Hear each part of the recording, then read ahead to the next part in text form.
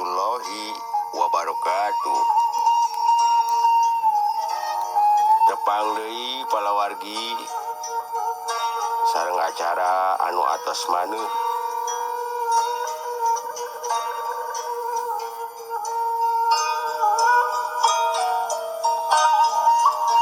Acara ngadongeng garapan Waoton palawargi di channel Pustaka Dongeng Waoton.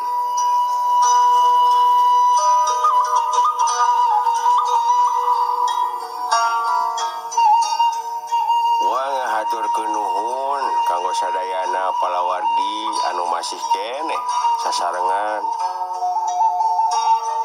anu mikanyaah mikareus kana ieu hidangan dongeng Sunda garapan Waoton palawargi.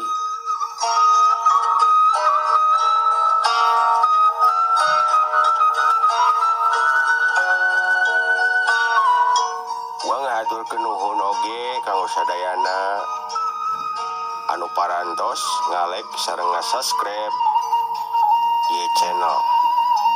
Mudah-mudahan ieu acara pidangan dongeng Sunda teh palawargi sing tiasa manjang.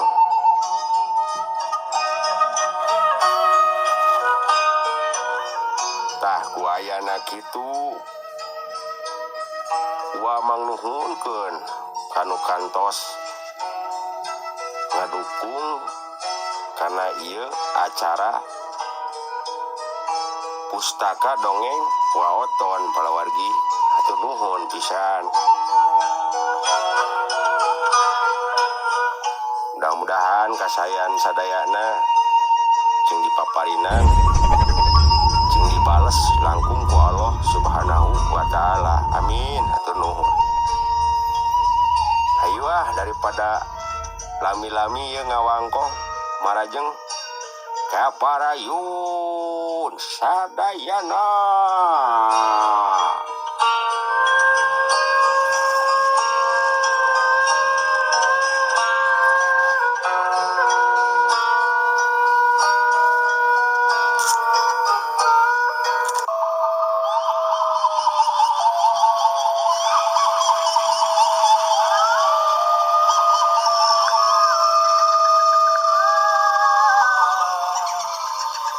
Atuh dudung ngajorowok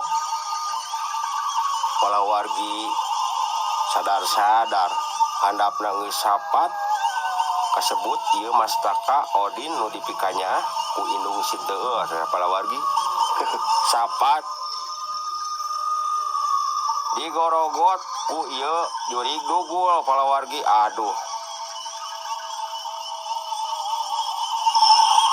teu kabayangkeun kumaha kenyataan penting waktu hari ta palawargi.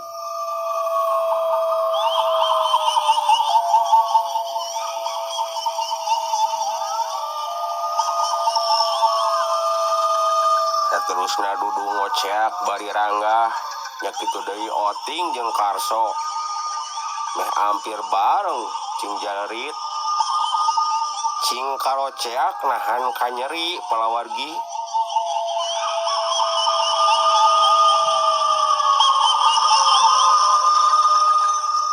Atuh niki mah harita teh kabagian anu pangahir palawargi.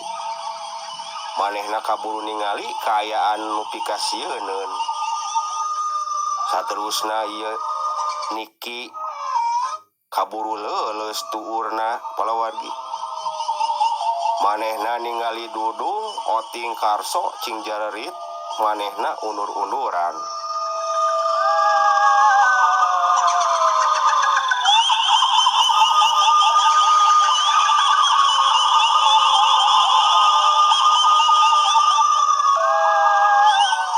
Kusabab ieu wanoja teh leeh awakna siga lilin. Atuh breh we kaciri pisan tur katojo ku cahaya bulan anu maprak.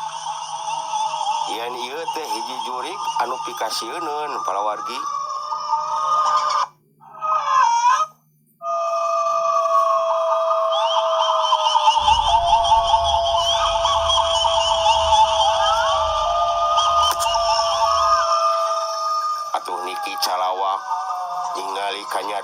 eta bari jeung ngajorowok juri tolong gitu cek Niki bari jeung molotot nunjuk ka ieu jurig.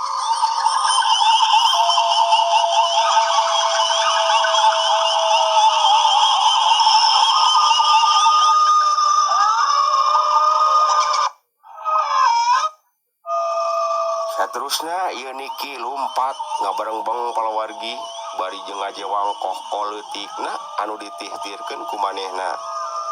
Sabari jeung naon cocorowokan menta tulung ka batur palawargi.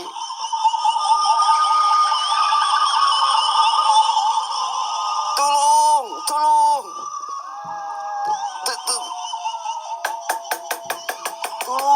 Tulung. Aya jurig.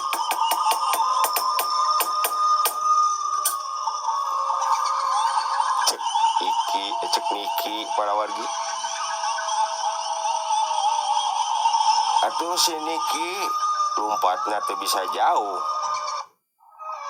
Didinya bari jeung nguriling cocorowokan. Turna kolankoh koleutikna. Kanyataan nu beh teu percaya mun teu nyaksian kieu na palawargi.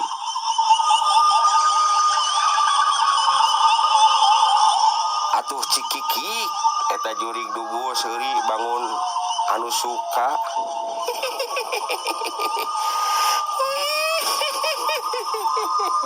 Maneh kabeh kudu jadi pujit usikuna.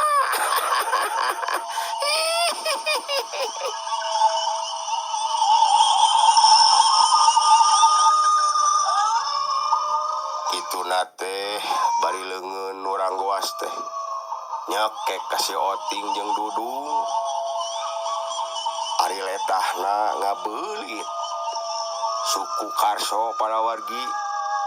Atuh kaayaan teh mata ketir bresek ieu leungeun nu kukuna hideung bari paranjang teh ambles kana jantungna si Dudung palawargi. Si Dudung ngajarit, ampun karajat Dudung sakarat. Saterusna ieu jurig dugu teh ngaranggem eta jantung si Dudung palawargi ku leungeun katuhuna.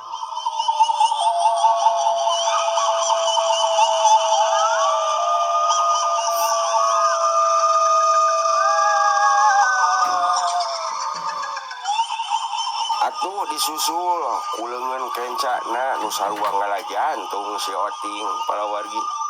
Si Oting ngajerit, Oting burial buncerlik palawargi bari jeung nahan kanyeri. Oting ngajerit bari jeung eta ngajerit teh pangahiran bagi Oting palawargi.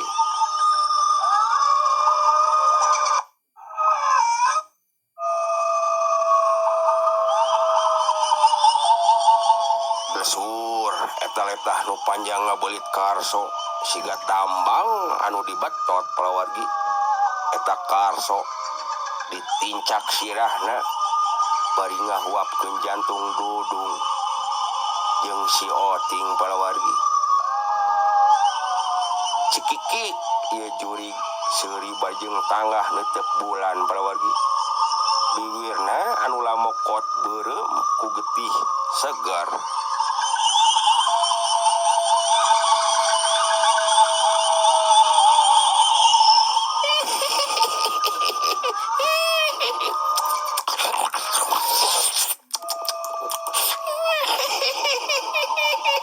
Nikmat.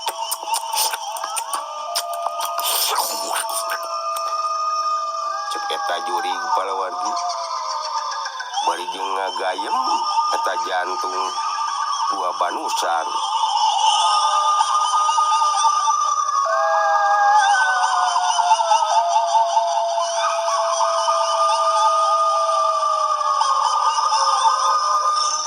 saterusna ieu Karso oge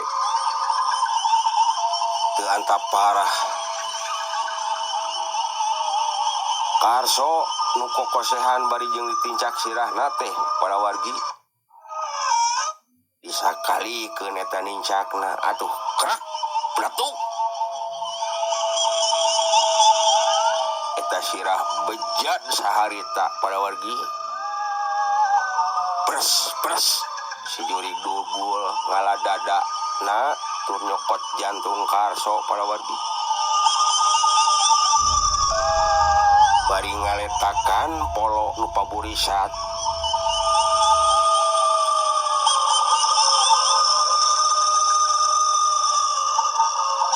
Hari niki para wargi manehna masih keneh cicileuweungan bari lumpat di tempat sanajan capek pangrasana geus jauh ti eta tempat.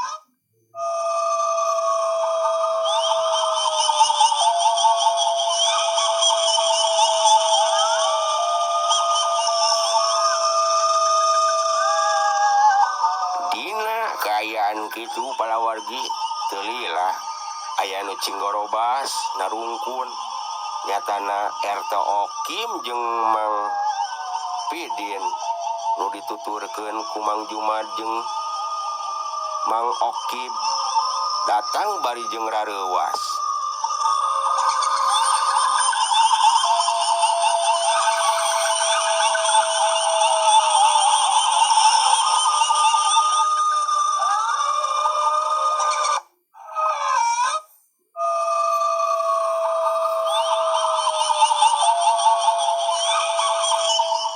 Saterusna ieu Mang Okim nanya kanu keur lulumpatan para wargi.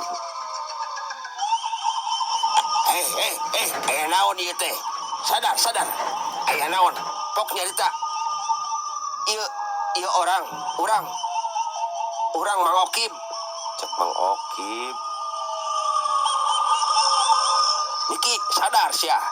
Kituna teh Mang Okim bari jeung nyabok kana pipina ieu niki para wargi plak laketei atuh niki ngarumpuyuk bangun anu capek para wargi. Saterusna bro ieu niki namru dina rangkulan Mang Okim.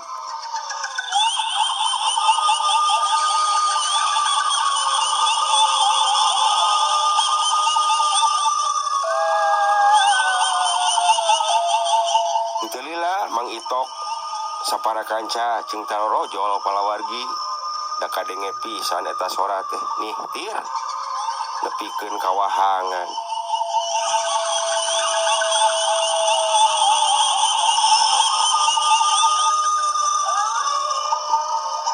Dina kaayaan kitu palawargi ieu niki bari jeung nunjuk ka tukang.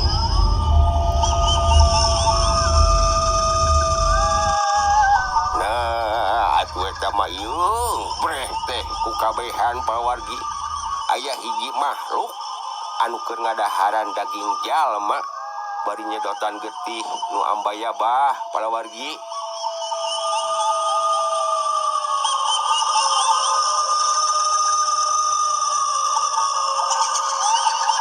Saterusna eta makhluk disorot ku batre ku kabehan bari jeung nyebut kabehanana ge Allahu Akbar para wargi.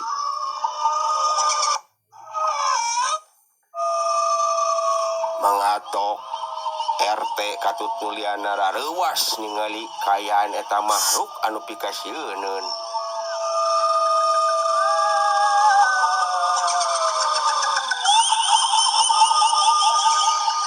Saterusna eta makhluk teh bangun anu sieun kabeunangan palawargi kleber ngapung ngiles diteureuy ku poekna peuting bari jeung nyikiki palawargi.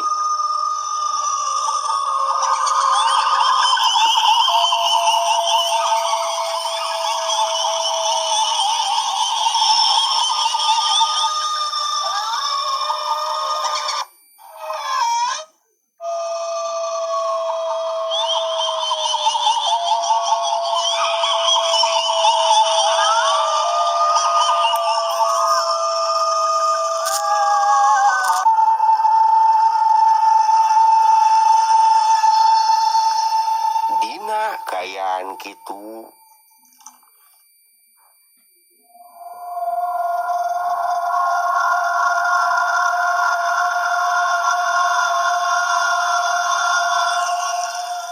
Kabehanana meh hampir kasih mah kukayaan matak soak.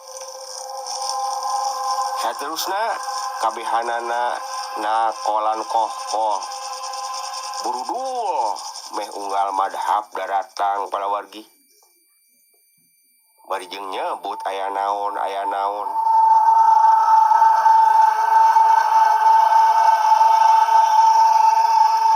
Saterusna eta layon didareuketan ku kabehan.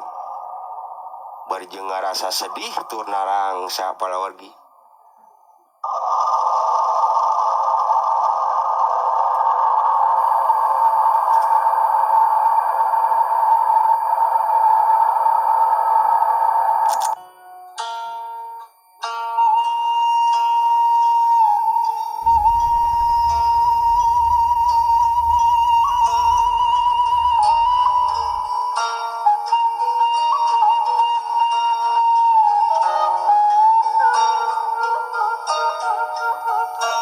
Deka kocap palawargi eta zanajah teh geus aya di kampung.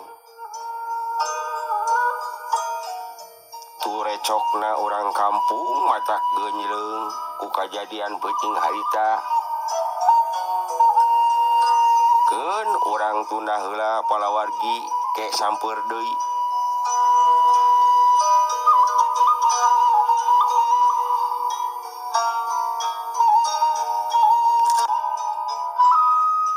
Kiwari urang nyaritakeun Mang Kamsa palawargi. Nyatana bapana Nyi Elas.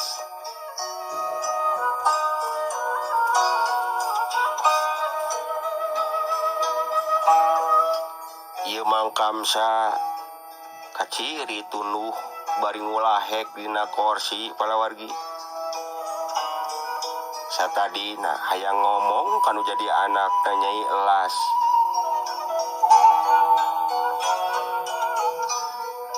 Nu ampir 3 poe sakali mandi ka leuwi bari embung di baturan.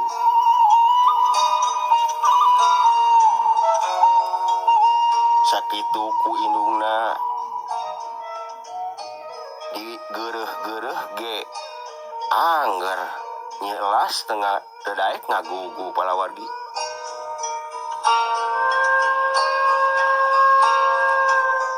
Kaciri Mang Kamsa tunduhna eta kerek anu ngageulahger. Kadengena bener tunduhna teh palawargi.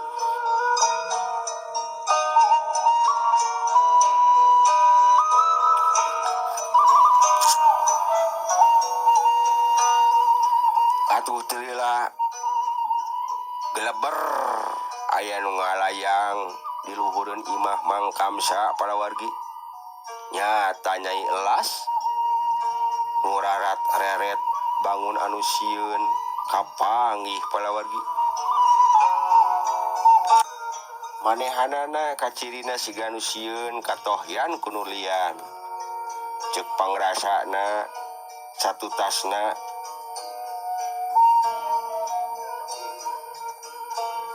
eta tempat karasana sepi. Nyai Elas asup ka imah bari jeung muka panto palawargi.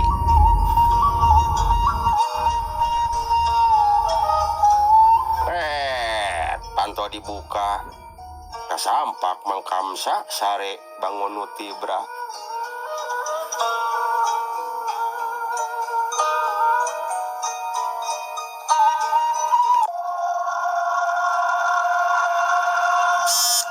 Blengeh Nyi Elas seuri bari asup ka kamarna.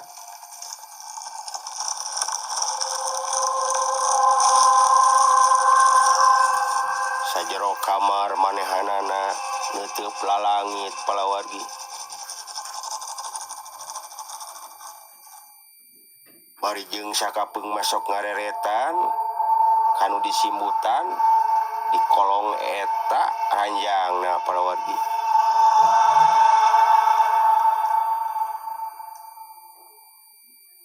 bukan naon dina jero atanapi dina handapeun eta ranjang teh sampaikeun ka di bulan ku hiji simut anu kandel palawargi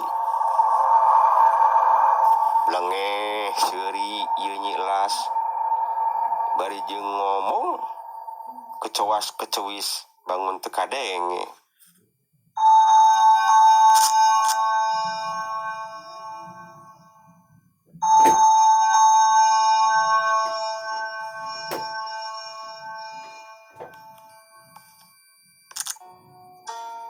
Kocap isukna palawargi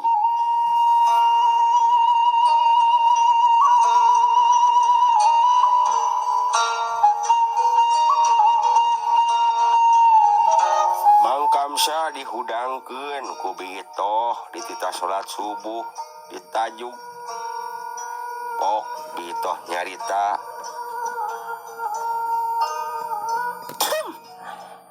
Bapana ya udang geus beurang katajuk ya kituna teh bangun anu aya kasieun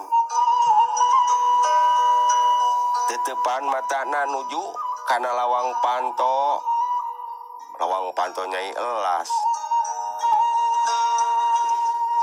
gawat bapana kadon sare wae ya gawat gerak kacai kitu cek Bitoh ngagebig-gebig ieu Mang Kamsa atuh Mang Kamsa hudang bari jeung rucang riceung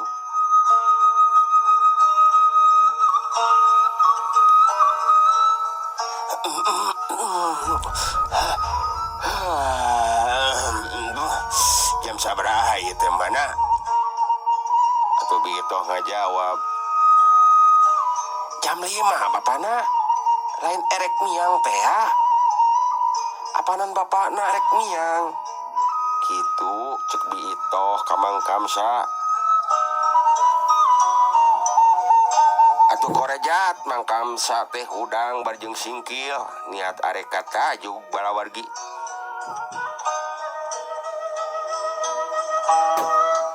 soalna mun biasa salat di imah tur ngaimam kiwari teu bisa dikarenakeun sok dicarek ku ieu Nyai Elas atanapi Nyai Lasmini palawargi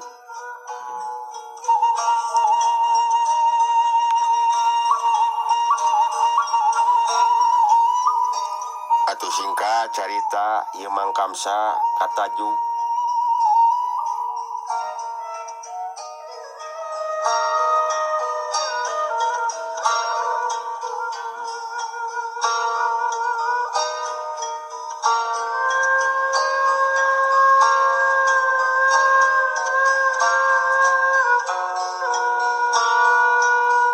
satu tasna ditajuk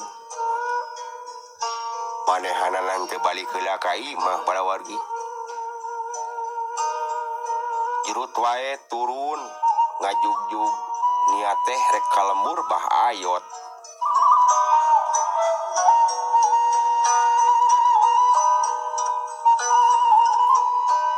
bari jeung ieu Mang Kamsa teu poho nyimpang ka Mang Salim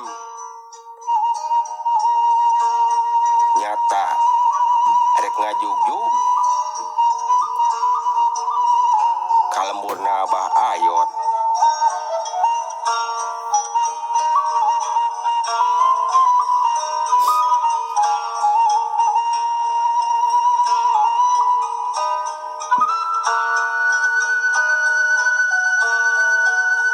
kasebut suka egang teh rada jauh rada anggang tidinya palawargi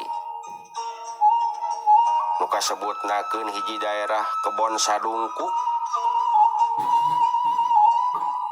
teka kocap sok sanajan jauh teu burung cunuk anggang teu burung datang palawargi teka catur ieu Mang Kamsa jeung Salim geus nyampak hareupeun imah ieu bah ayot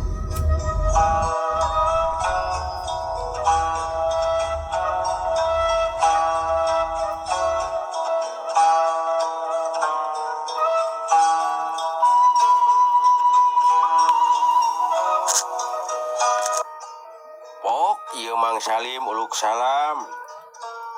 Assalamualaikum. Assalamualaikum. Cek Mang Salim.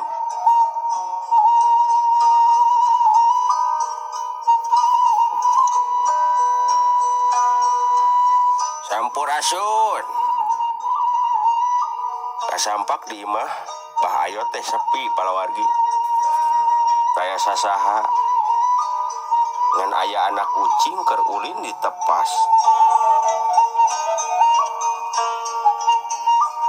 Kabeneran harita kadinya teh geus ngalewatan lohor palawargi. Da jarakna teh cukup anggang ti lembur. Ieu Mang Kamsa.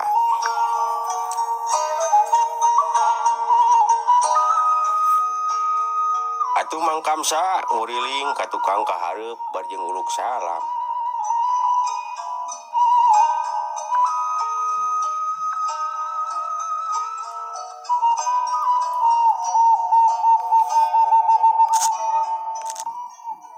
Telila kabeneran di tukang aya budak leutik anu datang nyampeurkeun.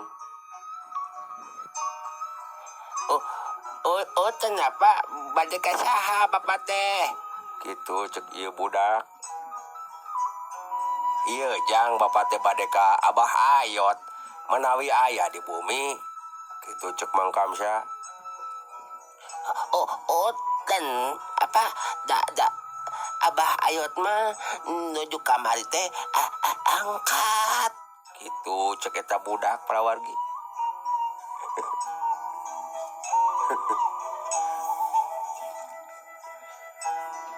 Nah, hajang angkat ka mana kitu? Cek ieu Mang Kamsa.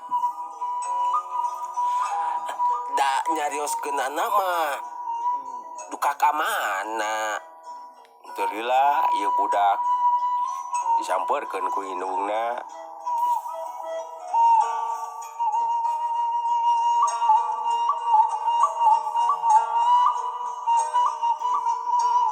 Ajun. Nah, ulin teh, Jon. Nyumputan emak Ajun mah. Sanes mah. Iya, aya tamu bade ka Abah Ayot. Oh, geuningan aya tamu. Bade ka saha ieu teh? Kitu cek ieu indung budak palawargi. Iya bade ka Abah Ayot bi manawi uninga ari sakaterang ibi mah Abah Ayot teh angkat duka ka mana ari nyariosna mah bade ka kampung Sarayudan kitu cek eta si bibi.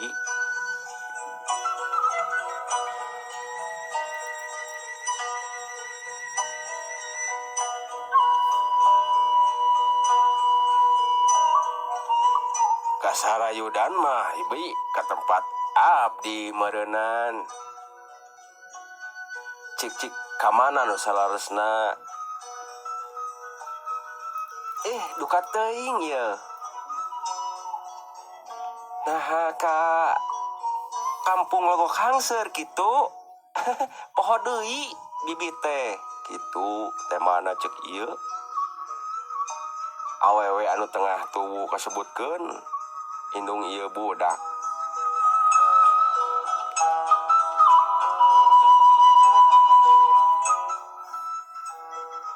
Oh, duka teuing ta ari kitu mah tuh. Ieu Mang Kamsa sigana mah nya ka kampung Legok Hangser sigana mah. Kumaha lamun urang beri ka ditu? Kitu cek ieu Mang Salim.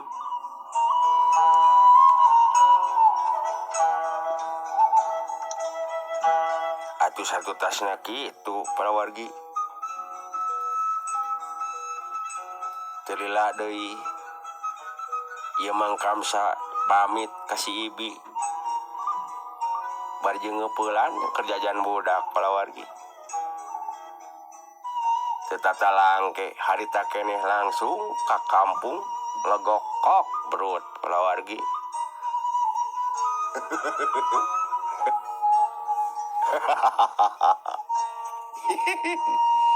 Aduh, kamu yang kok berut kulawargi ya. Ya orang sambung deui. Hatur nuhun, uang ngahaturkeun nuhun kamu sadayana. Sakitu lah nya pidangan dongeng ti pustaka dongeng wawasan kulawargi. Hatur nuhun. Wassalam. Cak.